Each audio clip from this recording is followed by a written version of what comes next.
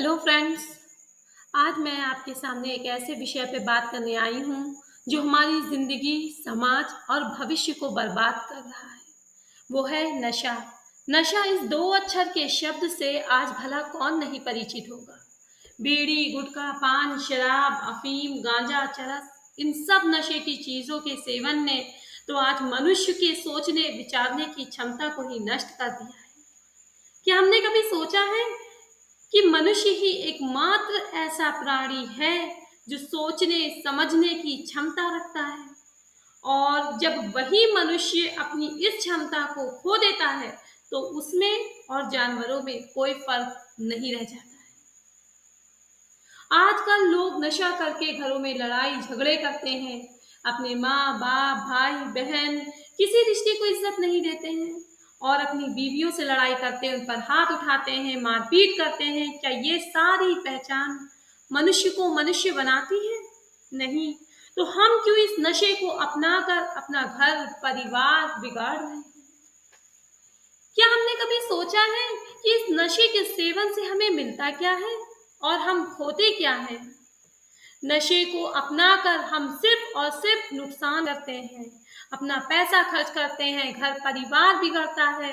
यहाँ तक इस नशे को अगर धर्म के हिसाब से देखें तो हर धर्म ने इसका बहिष्कार किया है। तो फिर हम क्यों इसे अपनाकर अपनी मौत को बुलावा दें? क्यों नन्हे मुन्ने बच्चों के सर से उनके माँ बाप का साया छूट जाए? हिंदू धर्म में नशे को पाप माना जाता है, मुस्लिम धर्म में नशे को हराम माना जाता है, सिख, ईसाई, जैन हर धर्म ने नशे का बहिष्कार किया है।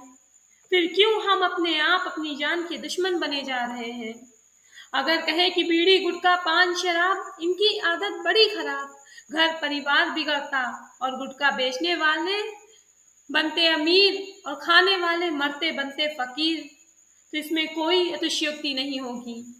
आज ऐसा कोई दिन नहीं होता है कि कहीं बलात्कार, रेप जैसी शर्मनाक घटनाएं सामने ना आती हों, समाज में दहशत का माहौल ना बनता हो। इन सब बुराइयों की अगर वजह देखी जाए तो उसमें सबसे बड़ी वजह है नशा। क्योंकि नशे की हालत में इंसान अपना मानसिक संतुलन खो देता है और ये शर्मनाक घटनाएं अंजाम लेती हैं। जब हमारी एक आदत नशे को छोड़ देने से इतना सब कुछ सुधर सकता है तो हम क्यों इसका सेवन करें? हम क्यों अपनी जानों पे इतना ज्यादा जुल्म कर रहे हैं? आज मनुष्य की हालत ये हो गई है कि अगर उसे एक वक्त का खाना ना मिले तो चलेगा, मगर अगर नशा ना मिले तो चिड़चिड़ाता है। जेब में अगर पैसा नहीं भी होगा तो उधार पे उधार लेकर खाएगा, कर्ज में डूब जाएगा। आखिर में नौबत यहाँ तक आती है कि घर बेचकर गिरवी रखकर कर्ज चुकाता है, और जो नहीं चुका पाते वो उसी में घिसते पिटते रहते हैं और घरों में अशांति जैसा माहौल बन जाता है। दूसरी तरफ वो लोग हैं जो नशा बेचते हैं और दिन पे दिन और अमीर बनते चले जा रहे हैं। जिस तरह से जहर का सेवन नहीं किया जा सकता, उसी तरह से हमें ये अहद करना होगा कि इस जहर रूपी नशे को भी हमें त्यागना है, अपने जीवन से, अपने समाज से, अपने राष्ट्र से। और ये काम तभी होगा जब हम आप सभी युवा मिल करके, एकजुट होकर के इस नशे के खिलाफ आवाज उठाएंगे।